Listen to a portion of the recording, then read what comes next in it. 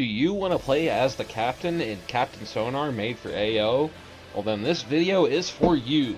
This video is just going to explain really quick how to play as the captain in Captain Sonar and what your responsibilities and duties are as the captain.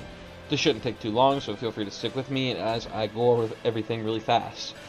This is a slideshow I made that details all of the rules and their duties. We're just going to use this as our base for me explaining everything. So yeah. So before the RP begins, basically the captain needs to pick a spot on the map where their submarine basically will begin.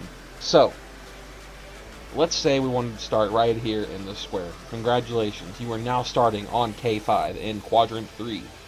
It is literally that simple. You are required to notate your pathing and starting position as a captain. In order to move, you must present the evidence found in your team's navigation room and then mark your path on the map. So let me go ahead and boot up my client here. So I've got my client pulled up here. As you can see, I've got my guy, and he is currently standing in the navigation room. In order to move, you have to look in the evidence tab, and there's 4 buttons here that you have to click and present in order to move in that direction. When you do this, it'll play a message throughout the entire hub signaling that your team has moved in that direction. So, we are moving west. Let's see what happens when we move west. Blue team has moved west. A message is displayed that plays throughout the entire hub, showing that blue team has moved west. This is basically you committing to a movement. It's really that simple. And what it means by notating on your map is you're literally just notating the direction you move with like a line. So you go up, up, up, and let that last move was west. So in that situation, you would just go west. And every time you say a direction, you have to mark down that direction on your map like this, more or less. Pretty easy. So, moving on.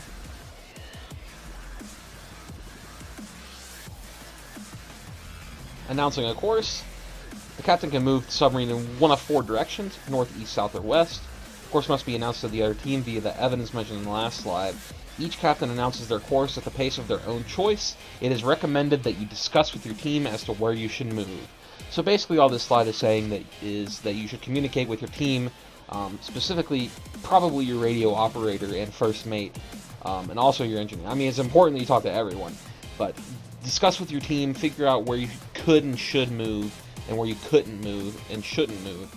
Your engineer, namely, will be able to tell you where you won't be able to move due to systems being broke, and they will also inform you as to what systems you can and cannot use. Pretty easy other than that. And maybe your radio operator will know, hey, maybe, I'm pretty sure they might be in Quadrant 1, so maybe you should go west a few more times to put us in Quadrant 1, assuming this is okay with the engineer. And assuming that you're in like that kind of situation, then you would probably want to listen to them and move accordingly. So, yeah. Important. The captain must wait for the first mate and engineer to perform their tasks and announce that they are good to go before announcing a new course. So, when the captain moves, in this situation, he moved west, the captain literally just has to wait for his engineer and first mate to complete their tasks. The first mate being in a task where he has to check something off on one of the gauges, and the engineer has to choose to break something from their player sheet. Pretty simple. Submarine cannot cross or move along its own previous route, meaning that if this is our route, we can't go down here because we've already been here before. We basically have to either go here and go down, or go all the way over and go down before we can do anything else. The only way around this is to surface, and if you watched my first video explaining the general rules and surfacing, you would know what surfacing is. So, yay!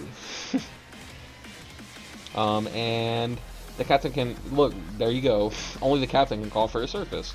So that's the general gist of what a captain does. The only other thing that doesn't get mentioned in this is that the captain can call ordnances. He can call all of the ordnances, which I went over in the first video, which means he gets to choose where the mines are placed, he gets to choose where the torpedoes go, he can activate these if he wants to, and he gets to choose when silence is used. Now, you would probably want to interact with your team and be like, hey, maybe you should use a mine, Or hey, maybe you should use a torpedo and fire it accordingly. Namely, your radio operator will probably be communicating the most in terms of where you should fire a weapon, because the radio operator is tracking the enemy team, so... yeah. You'll be working closely with the radio operator, so to say the least. But other than that, that's really it for Captain. Captain's pretty simple to manage, all things considered. So yeah, that's pretty much it. Thank you for watching the Captain video.